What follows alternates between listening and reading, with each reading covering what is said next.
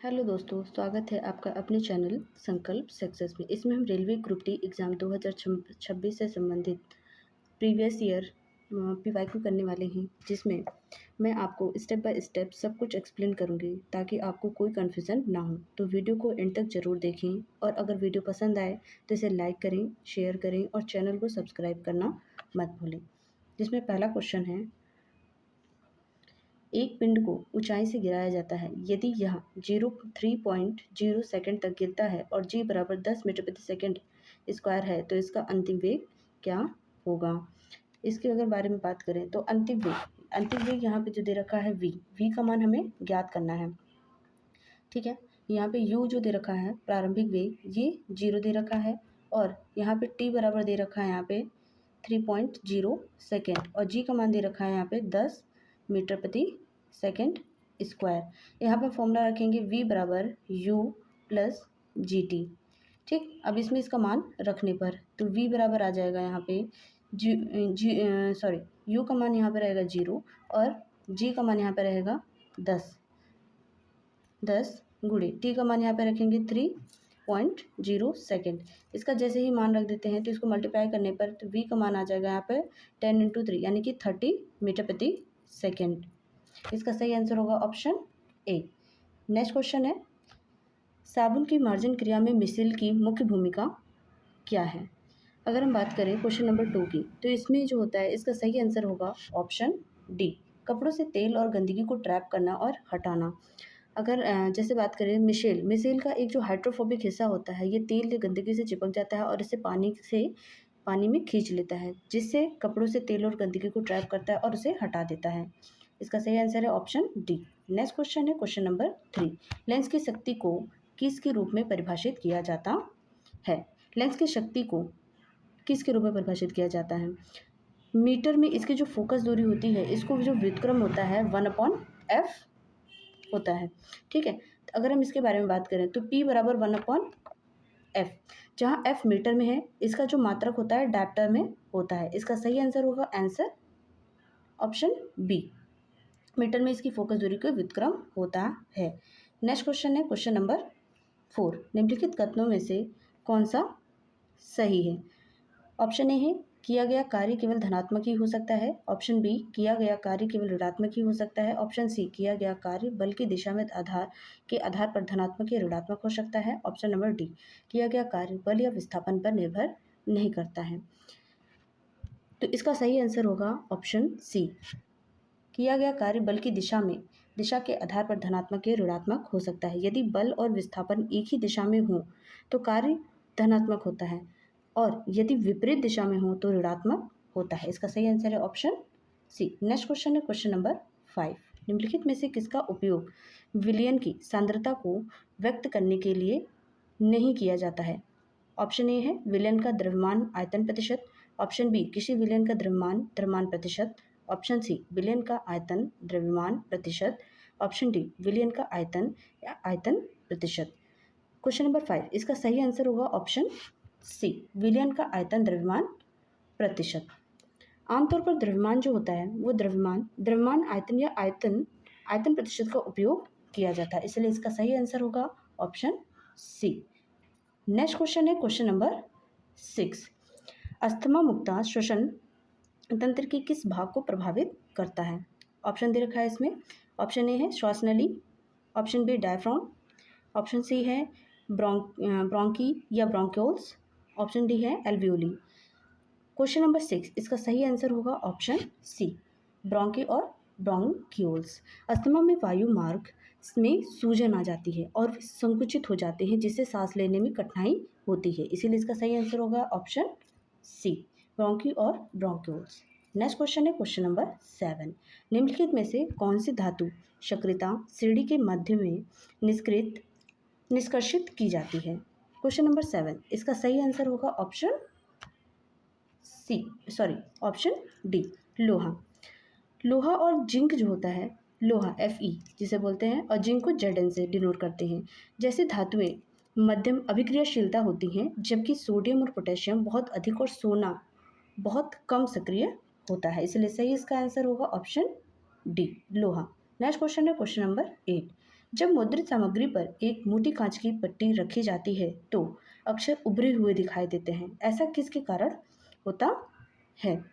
Question number 8, इसके option दे रखा है। क्वेश्चन ऑप्शन है प्रकाश के अपवर्तन, ऑप्शन बी है प्रकाश के ध्रुवीकरण के कारण, ऑप्शन सी पूर्ण आंतरिक परिवर्तन के कारण, ऑप्शन डी प्रकाश के प्रकीर्णन के कारण।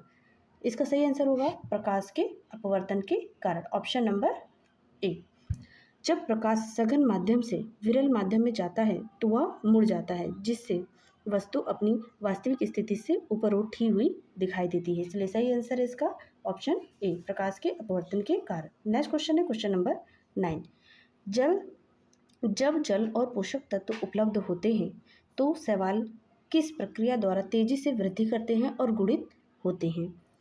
ऑप्शन दे रखा है इसमें। ऑप्शन ए मुकुलन के कारण, ऑप्शन बी खंडीभवन या फिर विखंडन के कारण, ऑप्शन सी दे रखा है परागण के कारण, या ऑप्शन डी दे रखा है विजाणु निर्माण के कारण। इसका सही आंसर होगा ऑप्शन बी, खंडीभवन यानी कि फ्रेगमेंटेशन के कारण। शैवाल के जो तंतु होते हैं वो छोटे छोटे टुकड़ों में टूट जाते हैं और प्रत्येक टुकड़ा एक नए जीव में विकसित हो जाता है। इसीलिए इसका सही आंसर होगा ऑप्शन बी, खंडीभवन यानी कि फ्रेगमेंटेशन।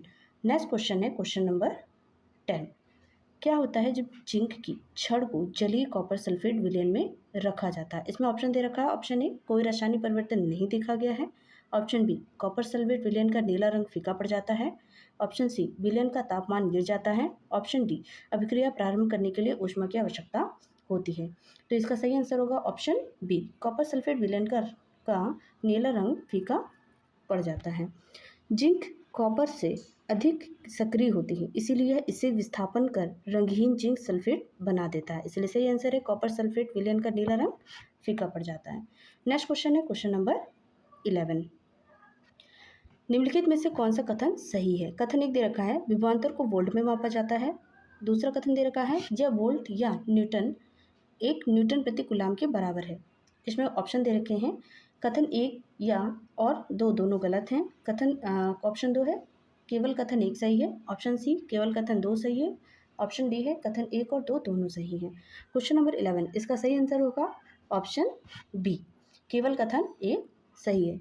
इसमें जो कथन 1 दे रखा है इसमें कहा गया है कि विभवांतर को वोल्ट में मापा जाता है। विभवांतर का जो मात्रक होता है वो वोल्ट यानी कि वी होता है, ठीक है। जबकि कथन 2 में दे रखा है ये गलत है, क्योंकि 1 वोल्ट बराबर 1 जूल प्रति कूलाम होता है, यानी कि 1 volt is equal to 1 joule per coulomb होता है, ठीक है, ना कि 1 न्यूटन प्रति कूलाम के बराबर। इसलिए सही आंसर होगा ऑप्शन बी, केवल कथन 1 सही है। नेक्स्ट क्वेश्चन है क्वेश्चन नंबर 12।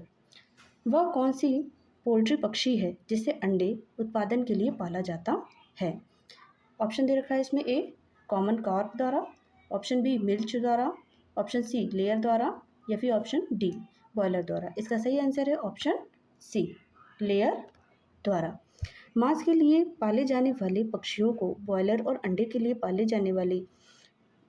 जाने वालों को लेयर कहा जाता है। यानी कि अगर हम मांस के लिए बात करेंगे तो उसमें बॉयलर का उपयोग किया जाता है पाले जाने वाले पक्षियों में, और अगर हम अंडे उत्पादन के बारे में बात करेंगे तो ये लेयर पक्षियों के बारे में बात होता है। इसीलिए इसका सही आंसर होगा इसमें ऑप्शन सी। नेक्स्ट क्वेश्चन है क्वेश्चन नंबर 13।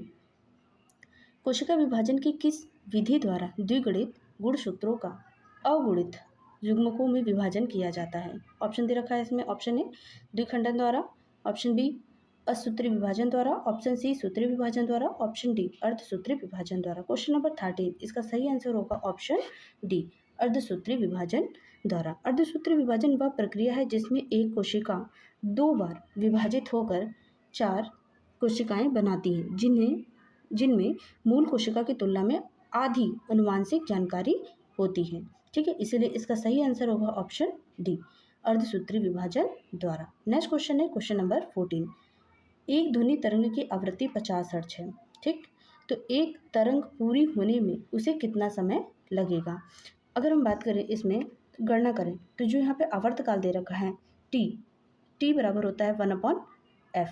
तो यहाँ पे इसका मान रखने पर 1/f यानी कि जो फ्रीक्वेंसी दे रखी हुई है इसका 1/50, ठीक। तो जब इसको हम इससे भाग देंगे तो इसका मान आ जाएगा 0.02। तो इसलिए इसका सही आंसर होगा ऑप्शन डी।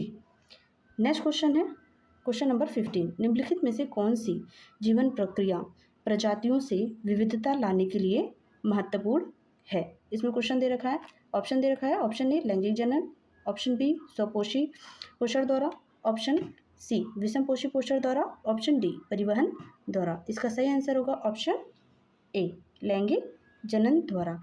लैंगिक जनन के दौरान माता पिता दोनों के डीएनए का संयोजन होता है, जिससे संतति में नए लक्षण और विविधता उत्पन्न होती है। इसलिए इसका सही आंसर होगा ऑप्शन ए लैंगिक जनन। नेक्स्ट क्वेश्चन है क्वेश्चन नंबर 16, वह प्रक्रियात्मक समूह जिसमें ऑक्सीजन विषम परमाणु नहीं होता है, तो इसका सही आंसर क्या होगा? ऑप्शन दे रखा है, ऑप्शन ए हेलो एल्केन के द्वारा, ऑप्शन बी कार्बोक्सिलिक अम्ल के द्वारा, ऑप्शन सी कीटोन के द्वारा, ऑप्शन डी एल्कोहल के द्वारा। इसका सही आंसर होगा ऑप्शन ए हेलो एल्केन के द्वारा। हेलो एल्केन में हैलोजन जैसे क्लोरीन ब्रोमीन होते हैं, जबकि अन्य विकल्पों जैसे कि कार्बोक्सिलिक अम्ल कीटोन और अल्कोहल में ऑक्सीजन परमाणु होते हैं। इसीलिए इसका सही आंसर होगा आंसर ए हेलो एल्केन के द्वारा। नेक्स्ट क्वेश्चन है क्वेश्चन नंबर 17, निम्नलिखित में से कौन सा कथन स्थिर अनुपात के नियम का सर्वोत्तम रूप से वर्णन करता है? इसमें ऑप्शन दे रखा है, ऑप्शन ए किसी यौगिक में तत्व सदैव यादृच्छिक या अनुपात में पाए जाते हैं, ऑप्शन बी दे रखा है किसी अभिक्रिया के दौरान परमाणुओं को लघु कणों में विभाजित किया जा सकता है, ऑप्शन सी रासायनिक अभिक्रिया में द्रव्यमान का ना तो निर्माण हो सकता है और ना ही विनाश, ऑप्शन डी है किसी भी रासायनिक यौगिक में समान तत्व सदैव द्रव्यमान के समान अनुपात में होते हैं। इसलिए क्वेश्चन नंबर 17 का सही आंसर होगा ऑप्शन डी किसी रासायनिक यौगिक में समान तत्व सदैव द्रव्यमान के समान अनुपात में होते हैं। नेक्स्ट क्वेश्चन है क्वेश्चन नंबर 18, निम्नलिखित में से कौन सा एक समान वृत्तीय गति का एक उदाहरण प्रस्तुत करता है? क्वेश्चन ऑप्शन दे रखा है, ऑप्शन ए अपने मार्ग पर त्वरित होती एक कार, ऑप्शन बी है नियत चाल से घूर्णन करती पंखे की ब्लेड, ऑप्शन सी है ऊर्ध्वाधर ऊपर की ओर फेंकी गई गेंद, ऑप्शन डी है अपनी पटरी पर गतिमान एक ट्रेन। इसका सही आंसर होगा ऑप्शन बी नियत चाल से घूर्णन करती पंखे की ब्लेड। नेक्स्ट क्वेश्चन है क्वेश्चन नंबर 19, निम्नलिखित में से कौन सा पादप ऊतक प्रकाश संश्लेषण करता है? ऑप्शन दे रखा है, ऑप्शन ए तृणोतक, option B xylem, option C है हरित ऊतक, ऑप्शन डी है पोषवाहक। क्वेश्चन नंबर 19, इसका सही आंसर होगा ऑप्शन सी हरित ऊतक। यह मृदु ऊतक का एक प्रकार है जिसमें क्लोरोफिल होता है जो प्रकाश संश्लेषण में मदद करता है, इसलिए इसका सही आंसर होगा ऑप्शन सी हरित ऊतक। नेक्स्ट क्वेश्चन है क्वेश्चन नंबर 20, एक कुंडली का प्रतिरोध 44 ओम है, यदि इसे 220 वोल्ट की आपूर्ति से जोड़ा जाए तो कुंडली द्वारा खपत की गई शक्ति क्या होगी? इसका सही आंसर क्या होगा? चलिए इस क्वेश्चन इसका फॉर्मूला देख लेते हैं। पहले तो अगर हम बात करें इसकी शक्ति यानी कि P बराबर V²/R, तो यहाँ पे इसका मान रखने पर V का जो यहाँ पे मान दे रखा हुआ है ये 220 यानी V² में 220 इंटू 220 बटे यहाँ पे R का मान दे रखा है 44। अब इसको हम जैसे ही डिवाइड करते हैं, ठीक है, इसको इससे काट देते हैं, 11 चक 44, 11 दूनी 22, 2 का नाम 2, 2 दूनी 4, इसको इधर काट जाते हैं जैसे ही, तो 2 का नाम 2, 2 का नाम 2, 0, ठीक। अब इसको इससे मल्टीप्लाई करेंगे 10 इंटू 11 110, तो यहाँ पे आ जाएगा 1100 यानी कि 1100 वाट। इसका सही आंसर होगा ऑप्शन बी। नेक्स्ट क्वेश्चन है क्वेश्चन नंबर 21, पृथ्वी की परिक्रमा एक वृत्तीय पथ पर नियत गति से करने वाले उपग्रह की गति एक समान वृत्तीय गति का एक उत्कृष्ट उदाहरण है। इस गति का कौन सा गुण उसके त्वरण को शून्य होने से रोकता है?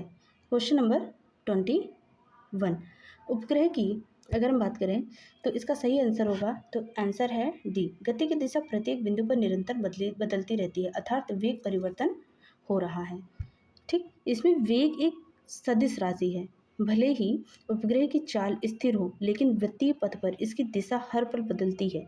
वेग में इस बदलाव के कारण ही त्वरण उत्पन्न होता है, इसलिए इसका सही आंसर होगा ऑप्शन डी, गति की दिशा प्रत्येक बिंदु पर निरंतर बदलती रहती है, अर्थात वेग परिवर्तित हो रहा है। नेक्स्ट क्वेश्चन है क्वेश्चन नंबर 22, क्या होता है जब एक नेफ्थलीन बॉल को खुली जगह में धातु के प्लेट में जला दिया जाता है? इसका सही आंसर होगा ऑप्शन डी। यह धातु की प्लेट पर काली कजली निक्षेप के साथ पीली ज्वाला के साथ जलता है। इसका सही आंसर है ऑप्शन डी। जो नेप्थलीन है वो एक एरोमेटिक हाइड्रोकार्बन होता है जिसमें कार्बन की मात्रा अधिक होती है और हवा में इसका अपूर्ण दहन होता है जिससे यह पीली काले वाली ज्वाला के साथ जलता है। ठीक है, इसलिए इसका सही आंसर है ऑप्शन डी। नेक्स्ट क्वेश्चन है क्वेश्चन नंबर 23। प्रजनन के दौरान डीएनए प्राकृतिक बनाना क्यों महत्वपूर्ण है? इसमें ऑप्शन दे रखा है। ऑप्शन ए है श्वसन के लिए, ऑप्शन बी है पाचन के लिए, ऑप्शन सी है रुधिर परिसंचरण के लिए, ऑप्शन डी लक्षणों की वंशानुगति के लिए।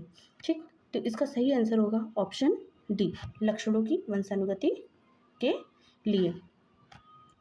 डीएनए प्राकृतिक सुनिश्चित करता है कि माता पिता की आनुवंशिक जानकारी और शारीरिक लक्षण अगली पीढ़ी में सही ढंग से स्थानांतरित हो, इसीलिए इसका सही आंसर है लक्षणों की वंशानुगति के लिए। नेक्स्ट क्वेश्चन है क्वेश्चन नंबर 24।